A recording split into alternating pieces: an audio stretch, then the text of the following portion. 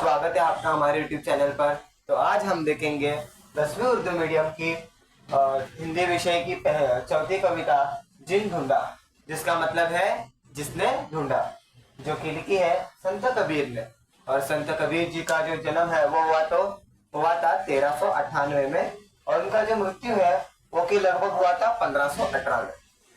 जो संत कबीर है, इन्होंने कैसे, ये एक संत है, इन्होंने इसे संत वानियां लिखी है। जैसे हम बोलेंगे इन्होंने ज्यादातर दोहे लिखे हैं, और ये मतलब एक काफी फेमस संत है वैसे।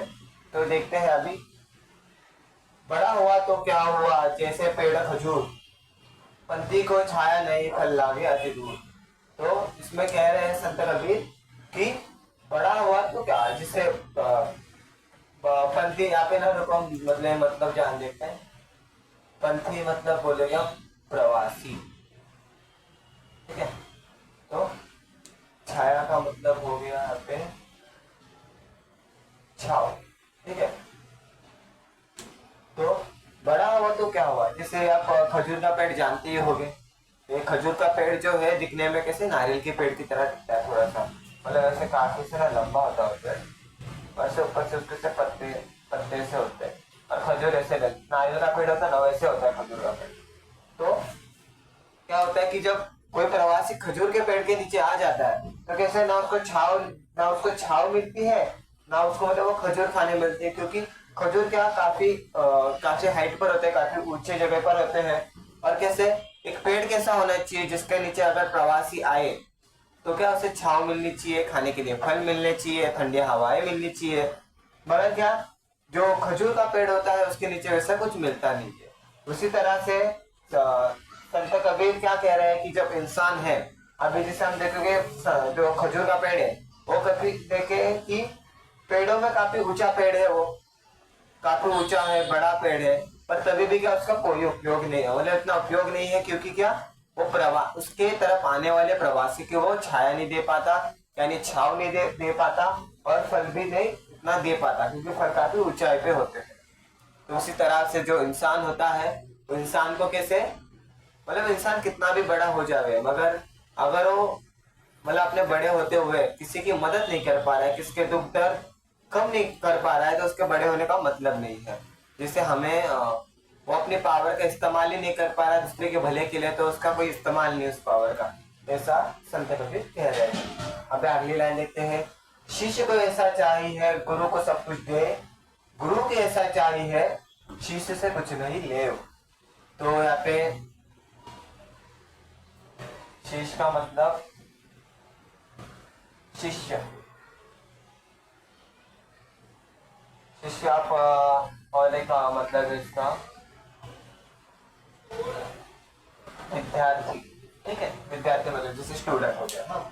तो एक विद्यार्थी को कैसा होना चाहिए, शिष्य को कैसा होना चाहिए, जो गुरु को सब कुछ दे, मतलब गुरु को अपना जैसे बोला जाए, मतलब जो टीचर सिखा रहा हो, जो कोई गुरु सिखा रहा हो, तो कैसे स्टूडेंट को पूरा ना फोकस होकर वो पढ़ाई करना चाहिए। ऐसा नहीं कि क्लास में बैठे हैं और मतलब बैठे तो क्लास में, फिजिकली क्लास में हो, मगर आप सबका सोच जा रहा है कहीं बाहर जा रहा है सीधा, तो ऐसा नहीं होना चाहिए। ये कह रहे हैं कि गुरु को सब कुछ दो, मतलब गुरु की तरफ पूरा हमारा क्या निस्वार्थ भाव होना चाहिए।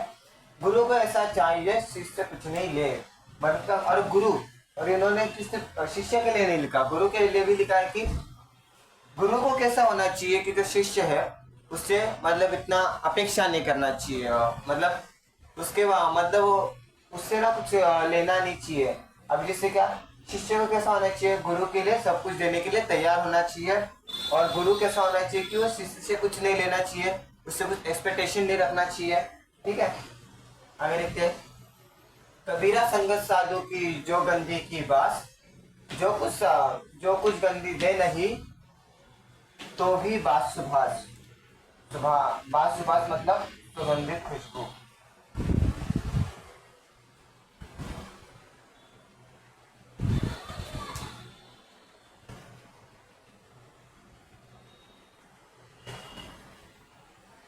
ठीक है। तो यहाँ पे कबीरा संत कबीर क्या कह रहे हैं कि अब यहाँ पे गंध, और भी जैसे जो इत्र बेचने वाला होता है, अब जैसे समझो इत्र इत्र बेचने वाले के साथ हो, आपका कोई दोस्त है, आप उसके साथ हो जैसे, तो आपको भले वो इत्र दे या ना दे, मगर आपको एक चीज जरूर देगा जो कि है गंध, जो कि है खुशबू। और वो खुशबू कैसे, वो इत्र वाला दे या ना दे आपको मिल ही जाती है। वैसे ही क्या, जो संत होता है, जो साधु की संगत होती है, वो क्या आपको साधु कुछ दे या ना दे, मगर क्या, जो जो उसकी वाणी होती है, जो उसके मतलब बोले हुए शब्द होते हैं, उसके विचार होते हैं, हम उससे काफी कुछ सीख सकते हैं। वो और हमें काफी कुछ सिखा देता है, मतलब एक जीने का समझ लो नया नजरिया सिखा देता है। और जीने मतलब जो जीने का नजरिया होता है, वो मतलब सबसे बड़ी बात हो गई किसी फिजिकल चीज के सिवा। ठीक है, आगे देखते हैं। दुर्बल को न सताई ये जाकी मोटी हाय, बिना जीव के शास्त्र से लोग भस्म ठगे जाए। तो दुर्बल का मतलब अभी ना, फिर दुर्बल का मतलब आप बोल सकते हो गरीब, और एक शब्द है लाचार। ठीक है, दुर्बल को ना सताइए, जाके मोटी हाय। हाय, हाँ, यहाँ पे हाय का मतलब बोल सकते हो, मतलब आप किसी इंसान को मतलब सताते हो तो वो मतलब दुख में जो हमें दुख में जो हमें कहता है, जो उसकी क्या दुख हमें मतलब जो दुर्बल को सताता है, दुखी को सताता है, उसका जो दुख होता है वो सताने वाले की तरफ चले जाता है, उसे हाय कहते हैं। तो बिना जीव के श्वास ले, श्वास से, श्वास मतलब सांस, लो भस्म हो जा। भस्म मतलब पूरा पिघल जाना, या जिसे बोलते हैं ना गायब हो जाना, या पानी पानी हो जाना, वैसे। ठीक है, तो क्या दुर्बल जो गरीब लाचार लोग होते हैं उन्हें नहीं सताना चाहिए। उनकी क्या हाई जो है बड़ी लगती है, मतलब जो उनका जो जैसे उनका जो बुरा नसीब है, उनका जो मतलब दुख है वो बहुत लगता है। बिना जीव के साथ से लोह भस्म हो जाए। इसमें क्या है कि जैसे लोहार को जानते होगे आप, तो लोहार जो होता है, तो लोहार जब देखो लोहा का भट्टी होता है, और भट्टी के यहाँ पे वो उसको ना हवा देने के लिए एक यंत्र होता है। जैसे कि देखो इस तरह के कुछ ना वो यंत्र होता है, ऐसे हवा आता है, और ना यहाँ पे कैसा लकड़ी और यहाँ पे कैसा लकड़ी,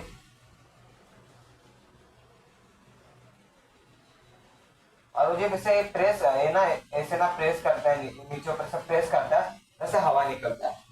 और ये जो ये किस मटेरियल से बना होता है, तो ये बोला जाता है कि ये जो है ये मरे हुए जानवर की चमड़ी से बनता है। तो संत कभी मतलब क्या है, इसमें से जो धुआं निकलता है, और सर इसमें से जो आप बोल सकते हैं हवा निकलती है, वो क्या है लोहे को भी भस्म कर देती है। मतलब क्या, जो मरे हुए जानवर की जो हाय होती है वो इतनी होती है कि जो लोहा होता है जो कि काफी मजबूत होता है वो भी भस्म हो जाता है। तो वे कह रहे हैं कि दुर्बल को आप सताओगे तो बहुत बड़ी हाय लगती है, कि जैसे एक मरा हुआ जानवर की हाय से लोहा भी पूरा भस्म हो जा रहा है। तो एक जिंदा इंसान के हाय से क्या हो सकता है, वैसे ही है। तो आगे देखते हैं। गुरु कुंभार शीश कुंभ है, गड़गड़ गड़गड़ काढ़े खोर, अंतर हाथ सहार दे बाहर बाहे चोर। यहाँ पे कुम्हार का मतलब पता होगा कि कुम्हार मतलब जो मटकी बनाता है। और कुंभ, यहाँ पे कुंभ का मतलब है मटका।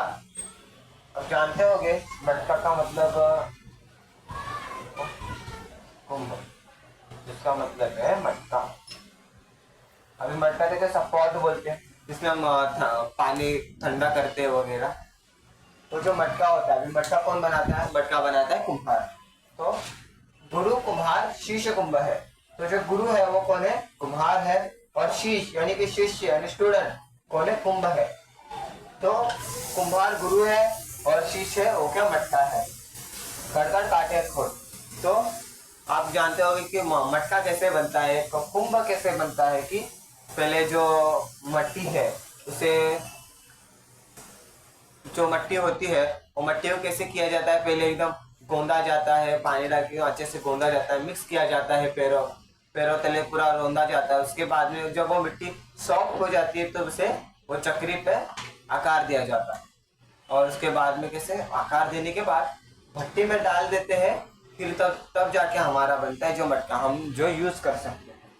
तो वैसे ही कुम्हार जो कुम्हार है कैसे मटके को इसे एक प्रोसेस से गुजारता है, मतलब उसे क्या जो मिट्टी होती है जो मटका होता है उसे चोट पहुंचानी पड़ती है, मतलब क्या पहले उसे आकार देने के लिए, जैसे लोहा हो गया, लोहे पे कैसे पहले घाव डालने पड़ते हैं उससे, जैसे उसको तपाना पड़ता है, उसे घाव डालना पड़ता है, उसे मतलब मारना पड़ता है थोड़ी से, उसके बाद कोई औजार बनता है। इसी तरह से कैसे कि मटकों के उससे घाव डालने पड़ते हैं, उसे भट्टी में भी डालना पड़ता है, तपाना पड़ता है, तब जाके मटका बनता है। उसी तरीके से जो गुरु है उसे भी क्या एक अच्छा शिष्य जो अच्छा स्टूडेंट है वो बनाने के लिए क्या उसे भी इस प्रोसेस से गुजारना पड़ता है। तो इसमें कैसे हम देखते हैं अंतर हाथ सहाय दे बाहर बाहे चोट, कि जब अंतर मतलब अंदर की तरफ से और बाहर मतलब बाहर, तो कैसे जो गुरु होता है वो कैसे, अभी आप देख सकते हैं कि कभी देखो आपने पढ़ा है, मतलब कोई टीचर ने आपको होमवर्क दिया है, आपने नहीं किया होमवर्क, तो क्या टीचर जो है क्या करते हैं, मतलब डांटते हैं, कभी कभार मतलब इसे छड़ी से मार भी देते हैं। क्यों? क्योंकि उनका क्या होता है कि आपने पढ़ाई करनी चाहिए। तो इसमें क्या उनका कुछ भला नहीं होता, उनका क्या होता है कि आपने पढ़ाई करनी चाहिए और आपने आगे जाना चाहिए। और इसी प्रकार एक हम उदाहरण ले सकते हैं, जैसे कि हमारे घर में जब देखो हम ज़्यादा मोबाइल चला लेते हैं तो हमारे जो पेरेंट होते हैं वो कैसे कहते हैं कि कितना दिन भर मोबाइल चला रहा है, मोबाइल में घुसा रह रहा है, मोबाइल को आग लगा दे, सब ऐसे बोलते हैं। वो क्यों कहते हैं? वो क्योंकि मतलब वो इसलिए कहते हैं कि उनका क्या होता है कि अब हमने हमारे करियर पे भी ध्यान देना चाहिए, पढ़ाई पे ध्यान देना चाहिए। और आप तो जानते हैं जिससे ज़्यादा मोबाइल देखते हो तो कैसे आंखों की प्रॉब्लम हो जाती है। इसलिए हमारी माँ वगैरह की हमेशा चिल्लाती होती है कि मोबाइल दिन भर मोबाइल में घुसा रहता है वगैरह। तो हम देख सकते हैं यहाँ पे कि वो बाहर से हमें जरूर चिल्ला रहे हैं, मगर क्या उनके उनके पीछे की जो भावना है, उसके अंदर की जो भावना वो क्या है, हमारे भले के लिए है। उसी तरीके से जो गुरु है वो भी क्या हमें चिल्लाते हैं। यहाँ पे सिर्फ गुरु का मतलब सिर्फ टीचर का ही नहीं बात किया जा रहा, यहाँ पे जो हमारे बड़े होते हैं उनके बारे में बोला जाए, जो हमें कुछ सिखाते हैं उनके बारे में बोला जा रहा है। तो हमें किसी बाहर से जरूर डांट रहे होते हैं, मगर क्या वो हमारे अच्छे के लिए कर रहे होते हैं। आगे का देखते हैं। जाको राके साई या मार सके ना कोई, बाल न बाका करी सके जो जग बेरी हो। तो जाको मतलब जिसको, राखे मतलब जिसको आप बोल सकते हो प्रोटेक्ट कर रहा है, साइया मतलब के भगवान को बोला गया है, मार सके ना कोई मतलब कोई नहीं मार सकता, जिससे जो मतलब जिसको खुद भगवान प्रोटेक्ट कर रहे हैं, जिसको खुद गॉड प्रोटेक्ट कर रहे हैं, उसे कोई नहीं मार सकेगा। ये वही कह रहे हैं कि मतलब जिसको खुद भगवान जो प्रोटेक्ट कर रहे हैं तो उसे कोई नहीं मार सकेगा, कि बाल बांका ना करी सके जो जग बेरी हो। तो दुनिया पे अगर उसके पूरे खिलाफ हो तभी भी उसका कुछ नहीं, मतलब उसका बाल भी बांका नहीं हो सकता, उसे मतलब कोई टच भी नहीं कर सकता, वैसा कह रहे हैं।